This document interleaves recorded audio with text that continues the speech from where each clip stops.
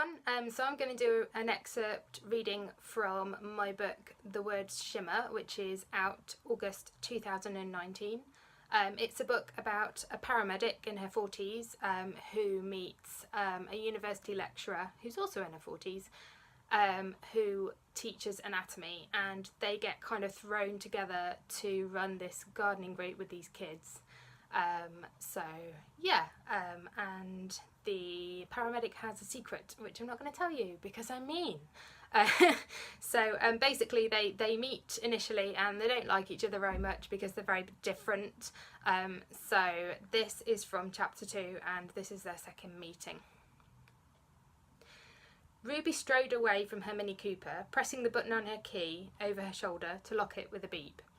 She walked purposefully towards the main entrance, her briefcase on its long strap over her shoulder and her handbag atop it.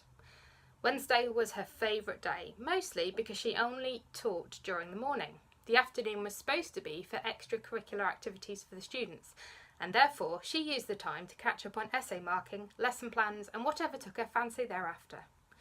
Before she could get to the short path that would take her in through the front doors, a taxi pulled up close by. The back door opened and nearly fell off its hinges with the force at which it was pushed. 2 rubber-ended crutches thumped onto the tarmac before one trainer and then a thick-socked foot joined it. Leaning forwards to get a proper look, Ruby noticed the passenger of the taxi had a plaster cast on her lower leg and a frustrated frown on her face. Like someone in an old people's home, the woman in the plaster cast rocked forward once, then twice, and hauled herself to her one good foot. White knuckles gripped the car door, which swung towards her with a pull. Ruby's nursing instincts kicked in, and she lunged towards the taxi, grabbing onto the door before it could swing into the passenger and cause more harm. It was only then that Ruby recognised the woman attempting to, now successfully, stand out of the taxi. Mel pushed her hands into the crutches to steady herself, before looking up with a relieved smile. The smile fell away as their gazes locked, and Mel realised whom her knight in shining armour was. Oh. She looked around the sunny car park, perhaps hoping for someone else to take over, so that she didn't have to deal with Ruby. Thanks. The reluctance flowed from her entire body. Ruby decided to continue with her nurse persona, something caring and non-judgmental. Maybe we got off on the wrong foot 3 months ago. No problem. She couldn't help eyeing the plaster cast with a chuckle of amusement, and was pleased when Mel rolled her eyes with a snort. Don't ask. I actually wasn't going to. Mel began to shuffle slowly towards the front entrance of the university and smiled back at the taxi as Ruby closed the door for her. The taxi drove away and they were left alone, a few students giving them a wide berth as they, too, went towards their first day in a year of learning. Ruby walked next to Mel, her hand hovering at the small of her back in a gesture so familiar to her.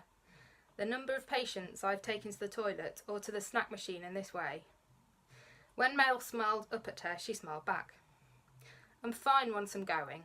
Mel's gaze was determinedly on the double doors, and the relief that crossed her face when they reached them was endearing.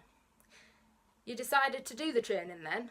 Ruby asked, holding the door open for her, and then returning to her slow walk next to Mel, her hand behind her once again. Yeah, well, Mel chuckled and indicated her crutches. Seemed logical, especially whilst I'm off work.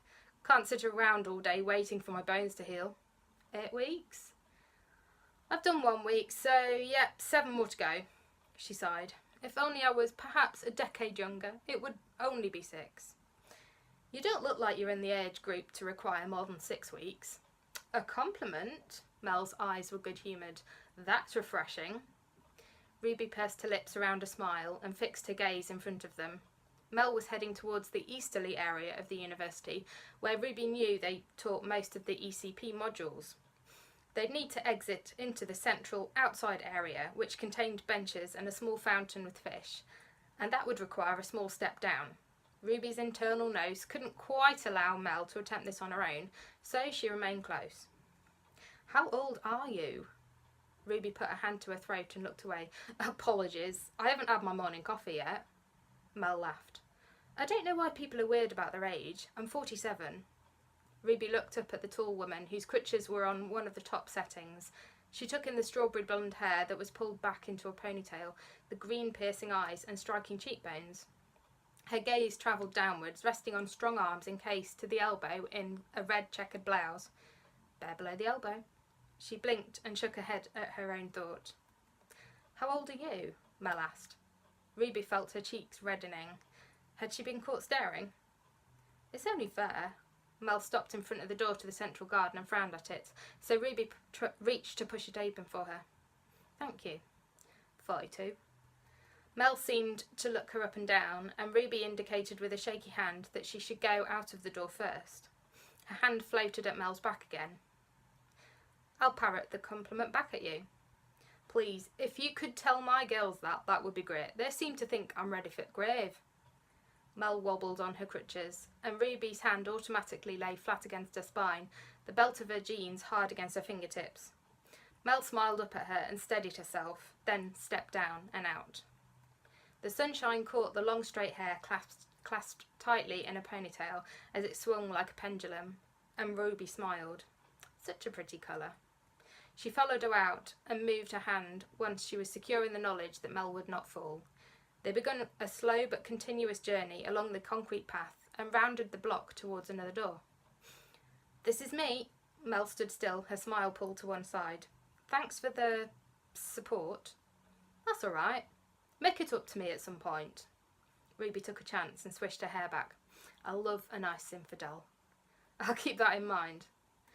Mel winked, and Ruby smiled shyly, her head lowered so she could hide behind the top rim of her glasses. Mel's feet shifted towards the door, and she hesitated before practically jumping in through it. The door swung closed behind her, and Ruby touched her chin as she watched her go.